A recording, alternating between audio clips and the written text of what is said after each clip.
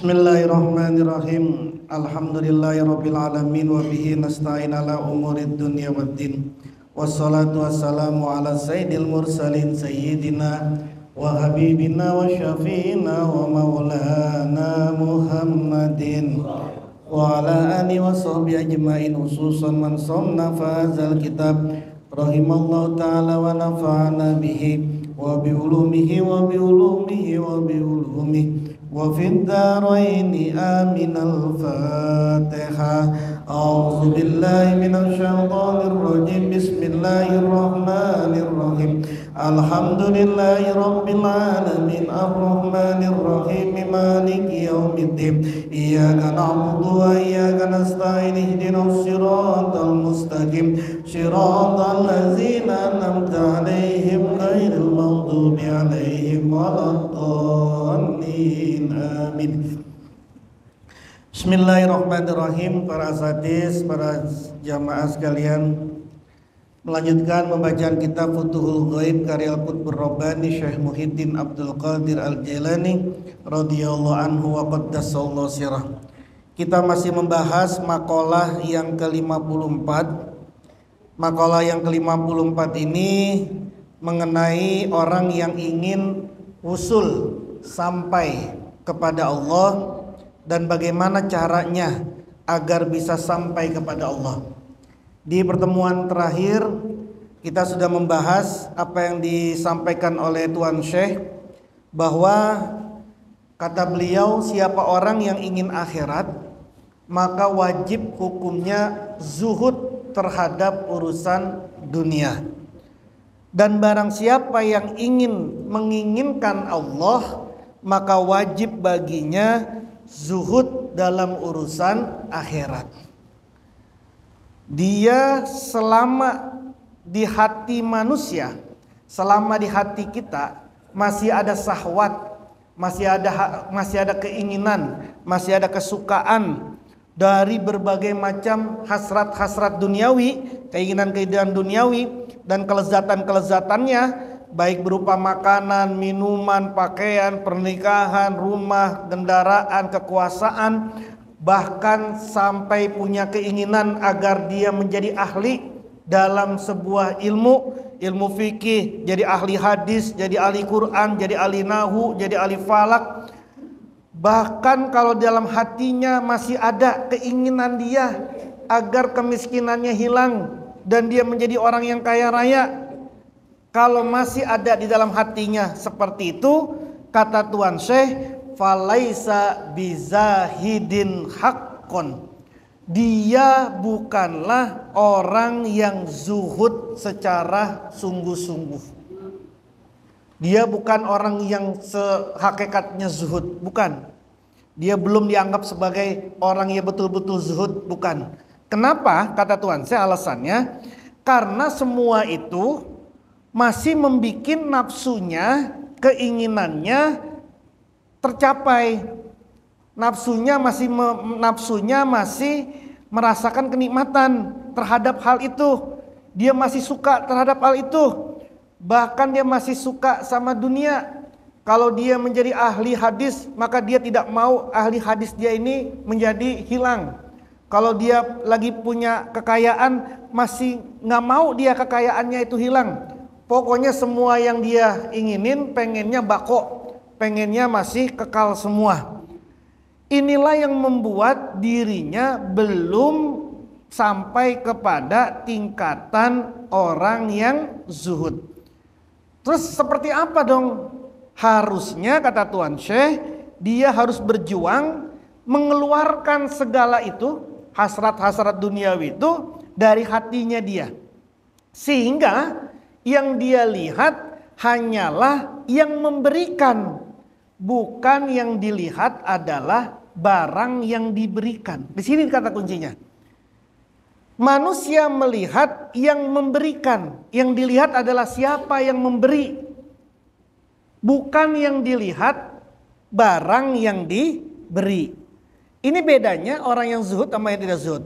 Kalau dia orang yang zuhud secara sungguh-sungguh, apapun yang ada di dalam hati dia, apapun yang masuk dalam diri dia, apapun yang dia dapat, mau 5.000, mau 100.000, mau 1 juta, mau 2 juta, itu bagi dia nggak ada masalah apa-apa.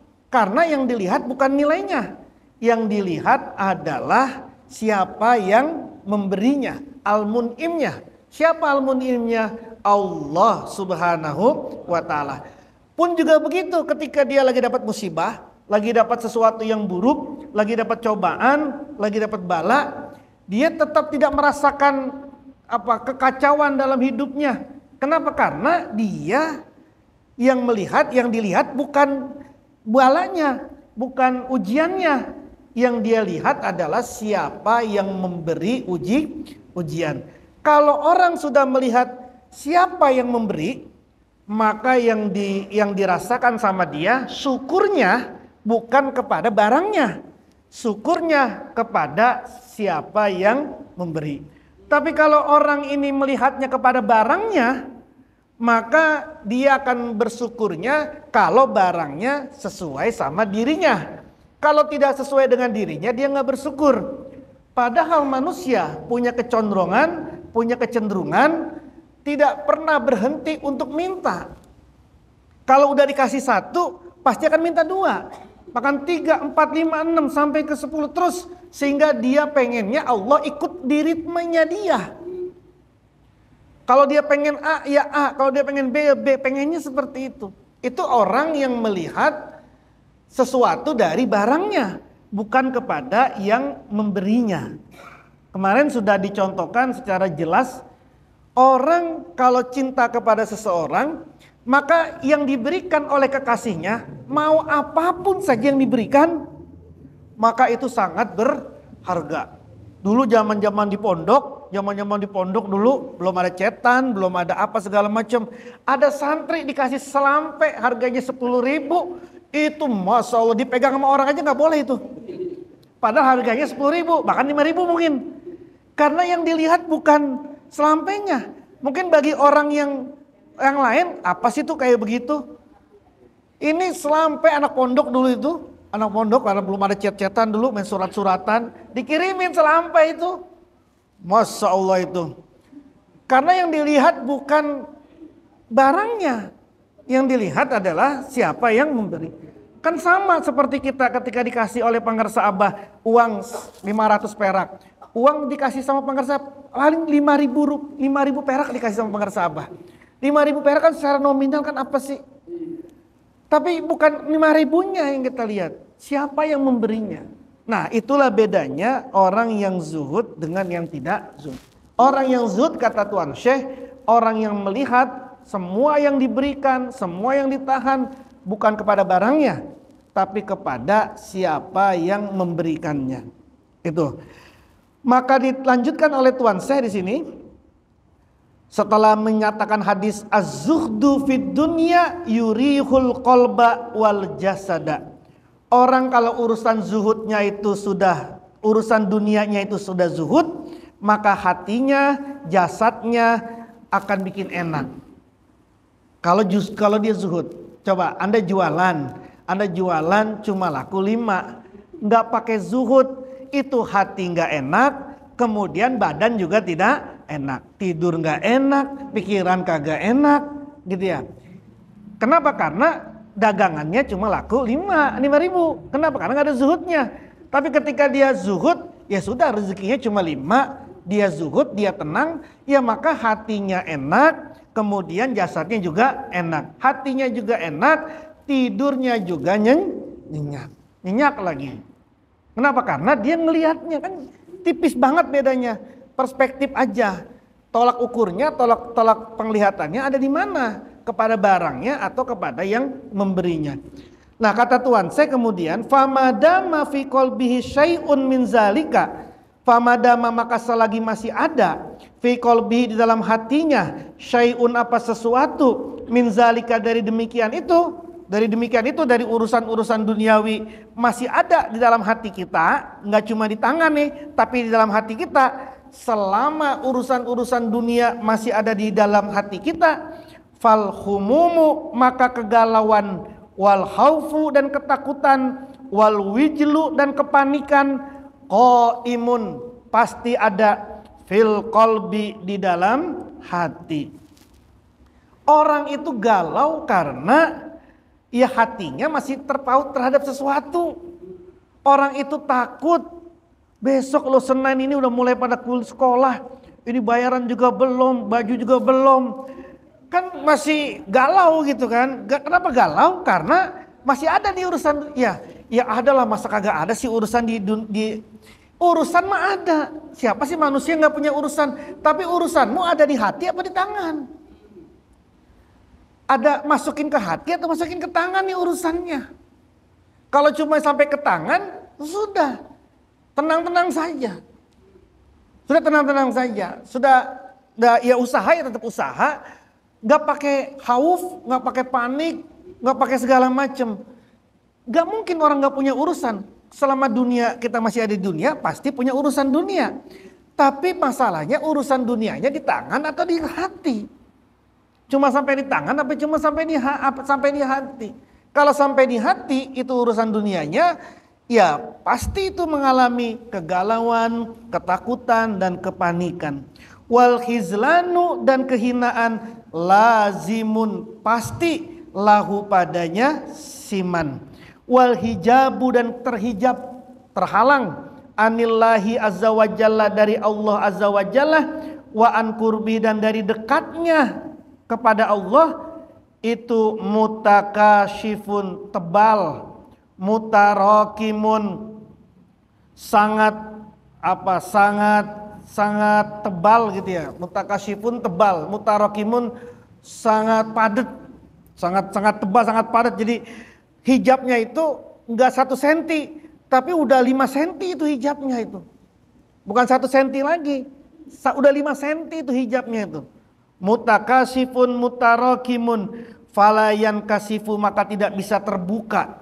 Hijab itu tidak bisa terbuka. Falayan kasifu, maka tidak bisa terbuka. Jami uzalika, apa semuanya itu apa yang dalam hati, yang tadi mutakasif, mutarakim, tebal dan berlapis-lapis, illa, kecuali bizawali hubbid dunya, kecuali dengan hilangnya cinta kepada dunia. Alal kamali, secara sempurna.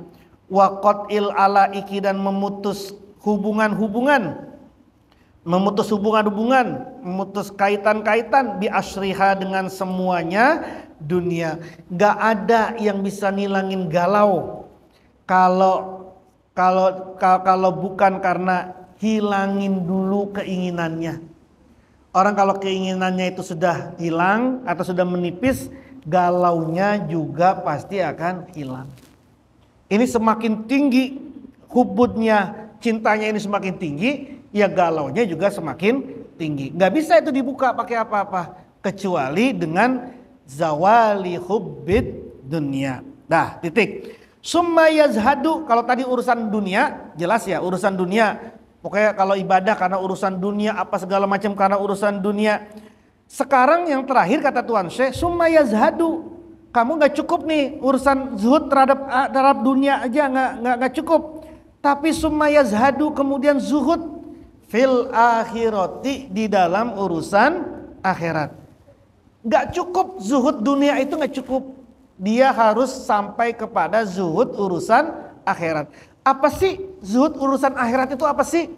Falayat lubu, maka tidak menuntut siapa siman, orang. Ad-darajati, derajat-derajat langit, derajat-derajat akhirat.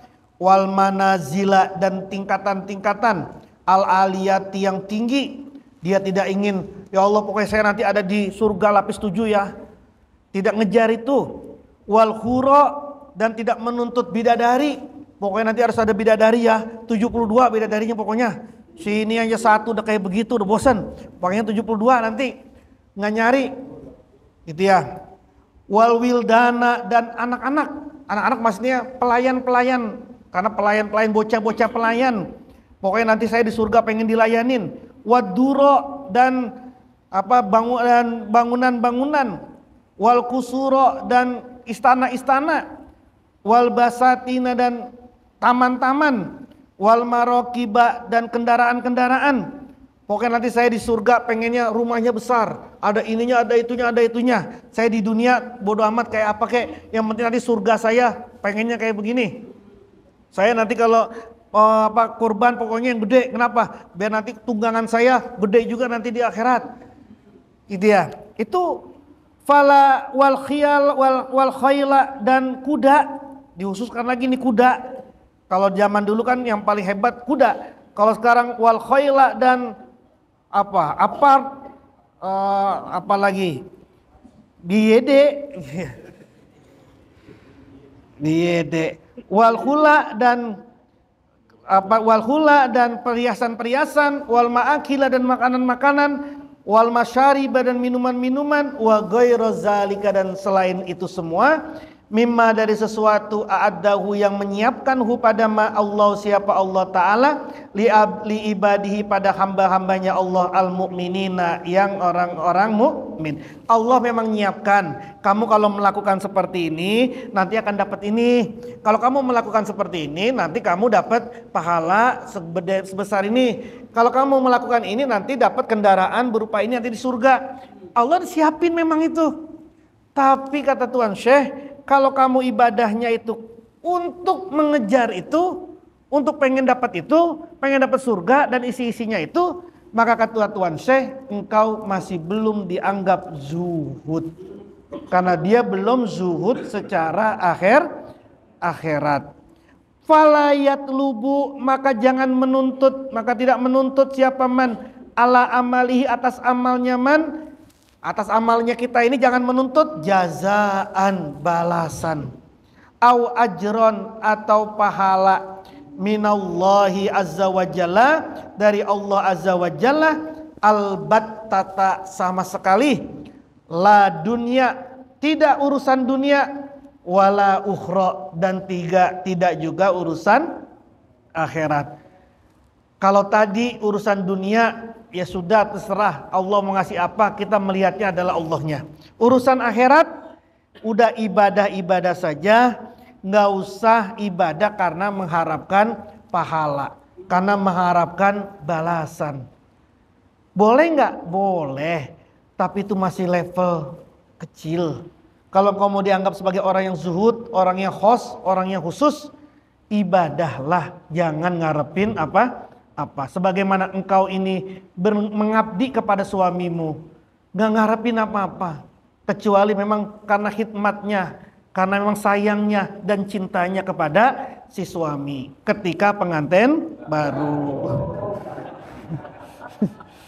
Pengantin lama ayat. Itulah yang kemudian kita ucapkan ilahi anta maksudi waridhoka. Itulah yang kemudian ditetapkan dibaca selalu oleh kita. Fahina izin, maka tatkala itu yajidu menemukan siapa seseorang Allah azza wa jalla, saat itu dia bisa menjumpai Allah, dia bisa merasakan Allah, dia bisa menikmati Allah. Fayutihi, kalau dia sudah bersama dengan Allah, dia sudah berjumpa dengan Allah, dia sudah mendapati Allah, fayutihi, maka memberikan Allah pada dia, fayutihi, maka memberikan siapa Allahu pada dia, hisabahu, hisabnya siman, tafaddulan, sebagai keutamaan, minhu, dari Allah, wa rahmatan, dan kasih sayang. Dia nggak usah minta apa-apa, Allah kemudian akan memberikan kepada dia perhitungannya berupa tafaddulan, sebuah keutamaan dan juga rahmatnya Allah, sayangnya Allah. Fayuqarribuhu, maka mendekatkan siapa Allahu pada man, minhu, dari man, wa yudnihi, dan mendekatkan siapa Allahi pada man, maka Allah dekati dia, Allah dekatkan dia. Wa yaltufu, dan melembutkan Allah bihi, dengan man, wa yata'arrafu, dan mengenalkan, wa yata'arrafu, dan mengenalkan siapa Allah ilaihi pada man, bi anwa'i al-tafihi, bi anwa'i al-tafi, dengan macam-macam kelembutannya Allah, wa birrihi, dan kebaikannya Allah, kama huwa, sebagaimana itu, kama huwa sebagaimana itu da'buhu kebiasaannya Allah Azza wa Jalla. Kebiasaannya diberikan kepada siapa? Latifah-latifah itu, kelembutan-kelembutan Allah itu yang biasanya diberikan kepada siapa? Ma'arusulihi, kepada para rasulnya Allah, wa anbiyaihi, dan para nabinya Allah, wa auliyaihi, dan pada walinya Allah, wa khawasihi, dan khawasnya Allah, wa ahbabihi, dan para kekasihnya Allah, ulil ilmi, orang-orang yang mempunyai ilmu, orang-orang yang punya ilmu, bihi, dengan Allah Azza wa Jalla. Itulah maka kemudian dia diberikan oleh Allah apa yang diberikan oleh Allah kepada para rasulnya, kepada para nabinya, kepada walinya, orang-orang khususnya, kepada para kekasihnya Allah. Kalau sudah seperti itu, fayakunu, maka ada al-abdu, siapa seorang hamba, kulla yaumin, setiap hari, maka seorang hamba setiap harinya itu fi mazidi amrihi, di dalam tambahan perkaranya Allah, di dalam tambahan urusannya Allah, perkaranya Allah, muddata hayati, selama hidupnya. Kalau sudah seperti itu, orang itu urusannya sudah urusannya Allah Subhanahu wa taala. Itulah yang dikatakan dalam hadis qudsi, mulutnya sudah menjadi mulut Allah, tangannya jadi tangan Allah, kakinya menjadi kaki Allah, matanya menjadi matanya Allah, kupingnya menjadi kupingnya Allah. Orang yang sudah seperti itu, kalau bahasa Tuan Syekh ini, ya kulla yaumin fi mazidi amrihi muddata hayati. Kalau sudah seperti itu, sudah muddata hayati, sampai dia selama dia hidup, sumayan takilu, kemudian pulang pindah siapa siman ila daril akhirati, ke negeri akhirat, lalu kemudian dia meninggal. Sepanjang hidupnya dia diberikan seperti itu oleh Allah, kemudian dia pindah ke negeri akhirat, dia meninggal, gak usah pakai minta, gak usah pakai apa, maka dia pindah ke negeri akhirat, ilama, kepada sesuatu, la ainun, yang tidak ada mata ro'at, pernah melihat, wala uzunun, dan tidak ada kuping sami'at, pernah mendengar, wala khotoro, dan tidak ada lintasan, ala qalbi basarin, di atas hatinya manusia. Gak usah dia minta pun, ketika dia pulang ke hadratnya Allah, sudah dikasih sama Allah, mala ainun ro'at, wala uzunun sami'at, wala khotoro ala qalbi basar. Sesuatu yang mata tidak pernah melihat, sesuatu kuping yang tidak pernah mendengar, bahkan hati pun tidak pernah terlintas terkait dengan itu. Kalau memang surga masih bisa dibayangin, wah nanti di surga bangunannya kayak begini-gini, banyak pohon, banyak apa, itu masih bisa dibayangin, belum surga itu. Surga itu sesuatu yang di luar bayangan siapapun saja. Mimma, dari sesuatu ini yang tidak bisa dibayangkan oleh siapapun. Mimma, dari sesuatu, tudiku, yang sempit, anhu, dari ma al afhamu, apa pemahaman-pemahaman. Tidak ada yang bisa memahami itu, sempit. Kenapa? Nggak ada yang bisa memahami indahnya surga, indahnya apa yang ada dalam surga. Itu tidak bisa dipahamin oleh siapapun. Watu jizu, dan lemah, an wasfihi, dari sifatnya ma al ibaratu, apa ungkapan-ungkapan. Tidak ada yang bisa diungkapin, saking indahnya, nggak ada ungkapan yang bisa mewakili indahnya itu. Dan inilah yang diberikan oleh orang yang zuhud urusan dunia maupun urusan akhirat. Atau inilah yang diberikan oleh Allah kepada orang yang komitmen dengan kalimat ilahi anta maksudi waridhoka matlubi. Alhamdulillahillazi faddalana ala kasiri min ibadil mu'min. Al-Fatihah. A'udzubillahi minasyaitonirrajim. Bismillahirrahmanirrahim. Alhamdulillahirabbil alamin arrahmanir rahim maliki yaumiddin. Iyyaka na'budu wa iyyaka nasta'in. Ihdinas siratal mustaqim. Shiratal ladzina an'amta 'alaihim ghairil maghdubi 'alaihim waladdallin. Amin. Mohon ziyadah Fatihahnya, doanya untuk Bapak Jami RT 4 yang sedang berulang tahun. Makanan, buah-buahan yang ada di depan ini itu dari beliau. Juga dari Bapak Haji Imam Syafi'i yang juga berulang tahun. Allahumma ya qadiyal hajat, Allahumma ya kafiyal muhimmat, Allahumma ya dafiyal baliyat, Allahumma ya rafiyat darajat, Allahumma ya syafil amrad, Allahumma ya mujibat da'awat, Allahumma ya arhamar rahimin. Panjang umurnya, panjang umurnya, panjang umurnya serta mulia, serta mulia, serta mulia. Selamat ulang tahun kami ucapkan, selamat panjang umur kita doakan, selalu sejahtera, sehat sentosa, selamat panjang umur dan bahagia, dan bahagia, pasti bahagia bil barakah wal karamah. Al-Fatihah. A'udzubillahi minasyaitonirrajim. Bismillahirrahmanirrahim. Alhamdulillahirabbil alamin, arrahmanirrahim, maliki yaumiddin. Iyyaka na'budu wa iyyaka nasta'in. Ihdinas siratal mustaqim, siratal ladzina an'amta 'alaihim ghairil maghdubi 'alaihim waladdallin. Amin. Mohon ziarahnya juga kepada untuk Abah Yusuf. Insyaallah Sabtu depan beliau akan walimatul arsy, pesta pernikahan putrinya. Mudah-mudahan Allah lancarkan segalanya. Rabbi yassir lana wa la tu'assir alaina, Rabbi tammim lana bil khairi a'malana. Al-Fatihah. A'udzubillahi minasyaitonirrajim. Bismillahirrahmanirrahim. Alhamdulillahirabbil alamin, arrahmanirrahim, maliki yaumiddin. Iyyaka na'budu wa iyyaka nasta'in. Ihdinas siratal mustaqim, siratal ladzina an'amta 'alaihim ghairil maghdubi 'alaihim waladdallin. Amin. Bismillahirrahmanirrahim. Allahumma sahhan sahhan sahhan wa hanbahan hamim la yunsurun waj'alna min baini aydihim sadda wa min khalfihim sadda fa'asaynahum fahum la yubsirun. Kafha ya ain sad ha mim ain sin qaf la yusaddauna wa la yunsifun. Ya Rabb ya Rabb ya Rabb wa la hawla wa la quwwata illa billahil aliyyil azim. Allahumma sahhan sahhan sahhan wa hanbahan hamim waj'alna min baini aydihim sadda wa min khalfihim sadda fa'asaynahum fahum la yubsirun. Kafha ya ain sad ha mim ain sin qaf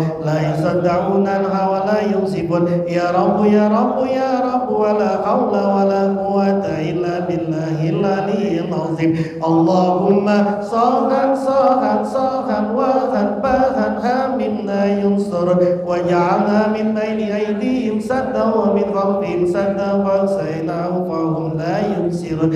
Kafha ya ain sad ha mim ain sin qaf la yusaddauna wa la yunsifun. Ya Rabb ya Rabb ya Rabb wa la hawla wa la quwwata illa billahil aliyyil azim. Bismillahir syafi bismillahil kafi bismillahil maafi bismillahil ladzi la yadurru ma ismihi syai'un fil ardi wa la fis samai wa huwas samiul alim. Bismillahir syafi kafi bismillahil maafi bismillahil ladzi la yadurru ma ismihi syai'un fil ardi wa la fis samai wa huwas samiul alim. Bismillahis syafi bismillahil kafi bismillahil maafi bismillahil ladzi la yadurru ma ismihi syai'un fil ardi wa la fis samai wa huwas samiul alim.